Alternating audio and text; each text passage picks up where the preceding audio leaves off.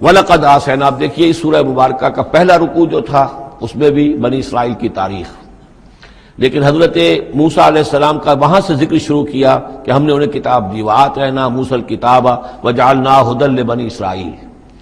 اور یہ واقعہ کب ہوا ہے کہ جبکہ مصر سے وہ نکل کر آ چکے تھے صحرائے سینا میں، گویا کہ پوری داستان جو مصر کی تھی اس کا وہاں پر تذکرہ نہیں ہے، لیکن اس سورہ مبارکہ کے آخری رکوع میں پھر حضرت موسیٰ کا ذکر آ رہا ہے۔ یہ گویا کہ خاص اسلوب ہے اس قرآن مجید کی صورتوں کا، خاص طور پر جو صورتیں کہ ایک ہی وقت میں خطبے کی شکل میں نازل ہوں، ان کی ایک تو یہ کہ ابتدائی اور آخری آیات جو ہیں ان کی ایک خصوصی اہمیت اور فضیلت ہوتی ہے، اور دوسرا یہ کہ ان کے اندر خاص ربط ہوتا ہے۔ تو بنی اسرائیل کی تاریخ کے بعد کے ادوار وہاں آئے ہیں، لیکن جو مصر کے اندر ان کے ساتھ ہوا ہے اس کا ذکر اب یہاں ہو رہا ہے۔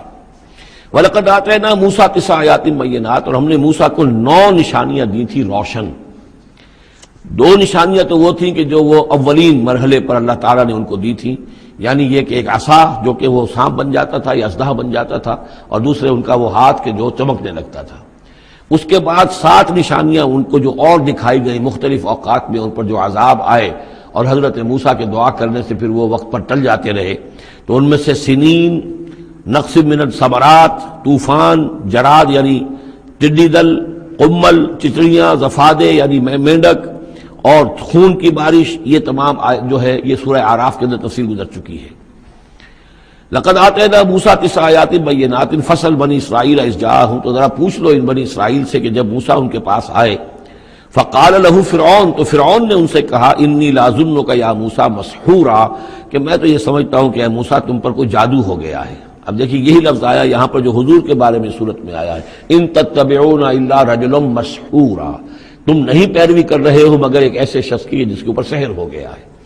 یہی بات کہی گئی تھی حضرت موسیٰ علیہ السلام سے۔ فرعون نے کہا انی لاظنک یا فرعون مسحورا، اے فرعون میں تو یہ سمجھتا ہوں کہ تم پر جادو ہو گیا ہے۔ قال لقد علمت ما انزل هؤلاء الا رب السماوات والارض، اب ظاہر بات ہے کہ یہ حضرت موسیٰ علیہ السلام ہے، ویسے بھی جلالی مزاج تھا ان کا، پھر یہ فرعون جس سے یہ مکالمہ ہو رہا ہے ان کے چھوٹے بھائی کے مانند بھی تھا، تو اس سے اسی انداز میں بات کر رہے ہیں، اس میں تنتنا وہی ہے۔ لقد علمتا، تجھے خوب معلوم ہے، ما انزل هؤلاء، نہیں اتارا ہے نشانیوں کو، الا رب السماوات والارض، مگر اسی نے کہ جو آسمانوں اور زمین کا مالک ہے، بصائر، سجھانے کے لیے، دکھانے کے لیے، تمہاری آنکھیں کھولنے کے لیے۔ وانی لاظنک یا فرعون مسبورا، اور اے فرعون تو تو سمجھتا ہے کہ مجھ پر جادو ہو گیا ہے، اب میں یہ سمجھتا ہوں کہ تو تباہی اور ہلاکت کے کنارے تک پہنچ چکا ہے، اب تیری بربادی اور تیری ہلاکت یقینی ہے۔ فاراد ان یستفزهم من الارض، تو فرعون نے ارادہ کیا کہ انہیں اکھاڑ پھینکے زمین سے، یعنی جو بھی اس نے شکل اختیار کی تھی کہ لڑکوں کو قتل کرو اور لڑکیوں کو زندہ رکھ لو، ظاہر بات ہے قوم کے استحصال کا اور اس کو ختم کرنے کا اس سے اور زیادہ عمدہ ذریعہ کیا ہو سکتا ہے۔ فاغرقناہ ومن معہ جمیعا، تو غرق کر دیا ہم نے اس کو اور اس کے جتنے بھی لوگ اس کے ساتھ تھے ان سب کو۔ وقلنا من بعدہ لبنی اسرائیل اسکنوا الارض، اور پھر ہم نے کہہ دیا بنی اسرائیل سے ان کے اس کے بعد کہ اب زمین میں تم آباد ہو جاؤ۔ فاذا جاء وعد الآخرۃ جئنا بکم لفیفا، جب پھر اگلا وعدے کا وقت آئے گا، پچھلے وعدے کا وقت آئے گا تو ہم لے آئیں گے تمہیں سب کو سمیٹ کر۔ یہ وعد الآخرت سے مراد اکثر و بیشتر تو لیا گیا آخرت کا وعدہ، جب قیامت آئے گی، یعنی تم زمین میں رہو، قیامت آئے گی، تم سب کو ہم جھاڑو پھیر کر جمع کریں گے، سب کے سب جمع ہوں گے، ایک میدان حشر میں آئیں گے، سب کے سب جمع ہو جائیں گے، جیسے کہ کہیں جو ہے وہ باغ میں جو ہے جھاڑو دی جاتی ہے اور سب کو جمع کر لیا جاتا ہے، تنکوں وغیرہ کو، جئنا بکم لفیفا، تم سب کو لپیٹ کر لے آئیں گے۔ لیکن میرا گمان یہ ہے کہ اس کے اندر اشارہ ہے اس بات کی طرف کہ جو ڈائسپورا کا پیریڈ جو چل رہا تھا بنی اسرائیل کی تاریخ کا، جو شروع ہوئے حضور کی بعثت کے وقت جو ہے 500 برس ہو چکے تھے، اور جب یہ صورت نازل ہو رہی ہے تو گویا کہ 550 برس ہو چکے تھے ان کے ڈائسپورا کو، اس لیے کہ 40 برس کی عمر میں تو حضور پر وحی شروع ہوئی ہے اور کم سے کم 10-12 سال اور بیت چکے ہیں۔ 550 برس سے وہ نکال دیے گئے تھے سرزمین فلسطین سے، اور وہ منتشر ہو گئے تھے پوری زمین میں، کوئی کہیں کوئی کہیں کوئی کہیں، لیکن اشارہ کیا جا رہا ہے کہ جب آخرت کا وقت قریب آئے گا تو تم سب کو سمیٹ کر لے آئیں گے، جیسے کہ آج ان کو جھاڑو پھیر کر پوری دنیا میں یہودیوں کو فلسطین میں جمع کیا جا رہا ہے۔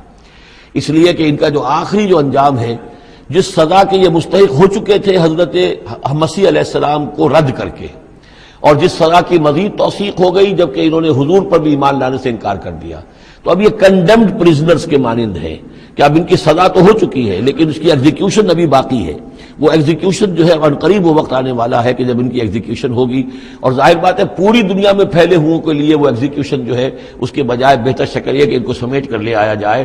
تو در حقیقت یہ گریٹر اسرائیل کا قیام جو بھی ہو رہا ہے، اسرائیل تو قائم ہو گیا ہے اور عین ممکن ہے کہ گریٹر اسرائیل بھی قائم ہو جائے جیسا کہ ان کا نقشہ ہے، لیکن یہ کہ وہ ان کا گریٹر گریو یارڈ بنے گا، پھر بالآخر حضرت مسیح ہی زمین پر دوبارہ نازل کیے جائیں گے اور انہی کے ذریعے سے اس قوم کی ہلاکت ہوگی آخری۔ تو جب وہ وقت آئے گا قیامت کے وعدے کا تو پھر ہم تمہیں لے آئیں گے سمیٹ کر، پوری دنیا میں سے جھاڑو پھیر کر تمہیں سب کو ایک جگہ جمع کر لیں گے، واللہ عالم۔ اب اس کے بعد پھر اس سورہ مبارکہ کی آخری آیات میں قرآن مجید کا تذکرہ جو ہے بڑے شاندار الفاظ میں ہے، وَبِالْحَقِّ أَنزَلْنَاهُ وَبِالْحَقِّ نَزَلَ۔ اس کو تو جب تک اس طرح زور دے کر نہ پڑھا جائے تو اس کا جو اصل جو ہے اس کا اثر وہ ظاہر نہیں ہوتا۔ اس قرآن کو ہم نے حق کے ساتھ نازل کیا ہے اور یہ حق کے ساتھ نازل ہوا ہے۔ یہ بالکل ایسے ہی ہے جیسے کہ سورۃ طارق میں ہے وَمَا هُوَ بِالْحَزْلِ إِنَّهُ لَقَوْلٌ فَصْلٌ وَمَا هُوَ بِالْحَزْلِ۔ یہ قرآن اب قول فیصل بن کر نازل ہوا ہے، جیسے کہ حضور نے فرمایا، حضرت عمر رضی اللہ تعالیٰ عنہ راوی ہے، ان اللہ یرفع بہذا الکتاب اقواما ویضع بہ آخرین۔ اب اللہ تعالیٰ اسی کتاب کی بدولت قوموں کو اٹھائے گا، مسلمانوں کو اٹھایا، عروج پر پہنچایا، اور اب ہم مسلمانوں نے اسے ترک کر دیا تو ہمیں زمین پر گرا دیا ہے۔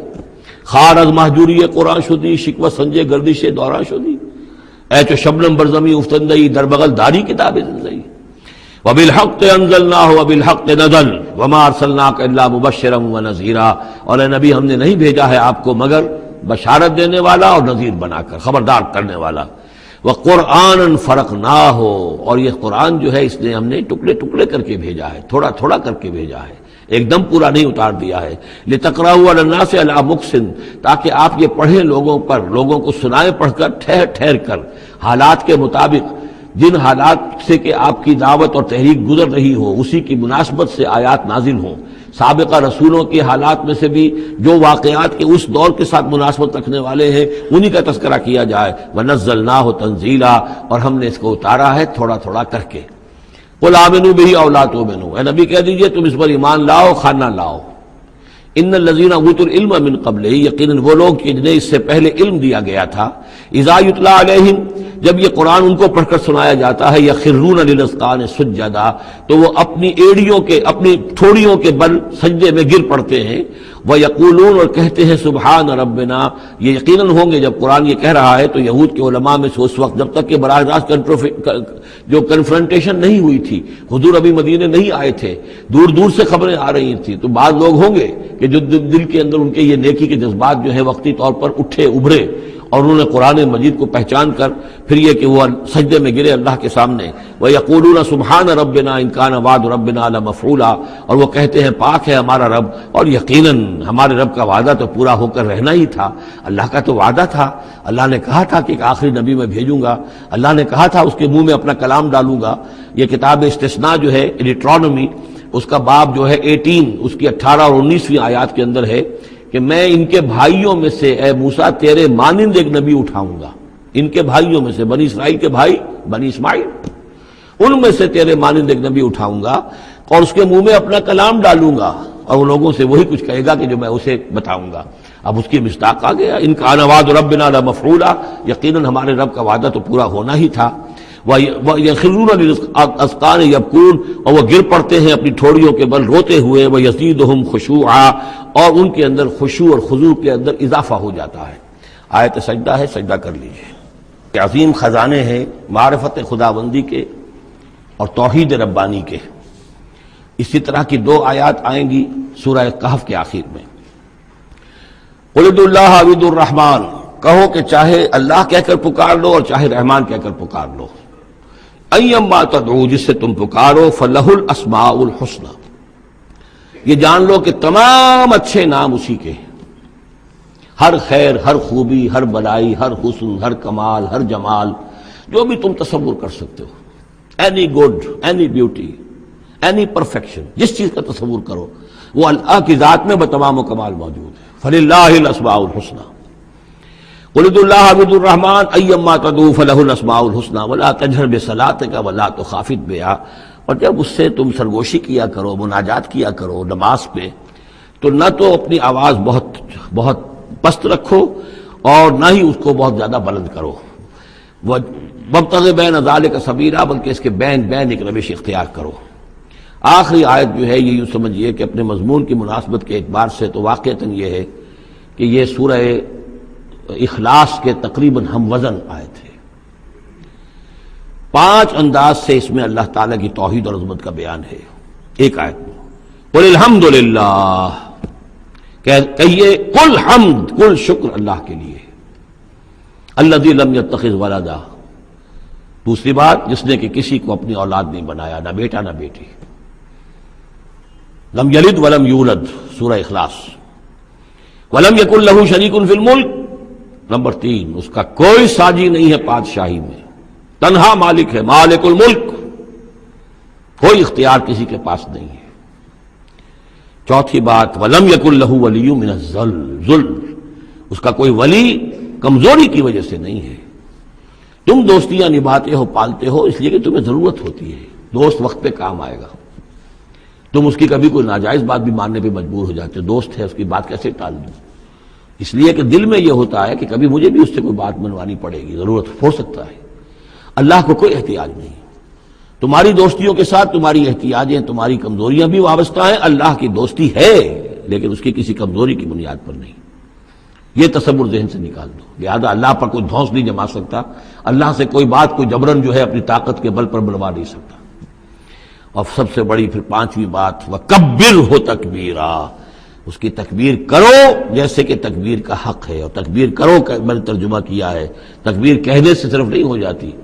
اللہ اکبر کہنا جو ہے یہ تو صرف ایک پہلا درجہ ہے. ہم نے کہا اللہ بڑا ہے، اللہ کو بڑا کرو جیسا کہ بڑا ہونا چاہیے.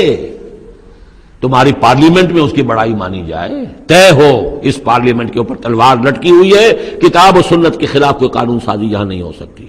تب معلوم ہوا کہ اس پارلیمنٹ میں اللہ بڑا ہے. تمہاری عدالت کے اندر اللہ بڑا ہو، معلوم ہو کہ اللہ کے قوانین کے خلاف یہاں کوئی فیصلہ نہیں ہو سکتا. وَمَن لَمْ يَحْكُم بِمَا أَنزَلَ اللَّهُ فَأُولَٰئِكَ هُمُ الْكَافِرُونَ. جب تک اس پر عمل نہیں ہوتا اللہ بڑا کہاں ہے؟ اللہ کو تو آپ نے مسجدوں میں بند کر دیا، مسجدوں میں رہو بس، یہاں ہم تیری تکبیر بھی کریں گے، جو بھی ہے، جو بھی ہم کچھ تسبیح تحمید کرتے رہیں گے. بازار سے باہر نہ، مارکیٹ میں بھی کوئی اور چیز بڑی ہے، گھر میں بھی بیوی بڑی ہے. کیا کریں، بیوی نہیں مانتی، کیا کریں جی، عورتیں نہیں مانتی. بات تو واقعی غلط ہے، آپ جو کہہ رہے ہیں بات صحیح ہے، لیکن کیا کریں، عورتیں نہیں مانتی. کون بڑا ہے؟ بڑا تو پھر اللہ نہیں ہے. کبرہ تکبیرا، اسے بڑا کرو جیسے کہ بڑا کرنے کا حق ہے. تو یہ 5 اسلوب ہیں اس میں کہ جو توحید کے بیان ہوئے ہیں.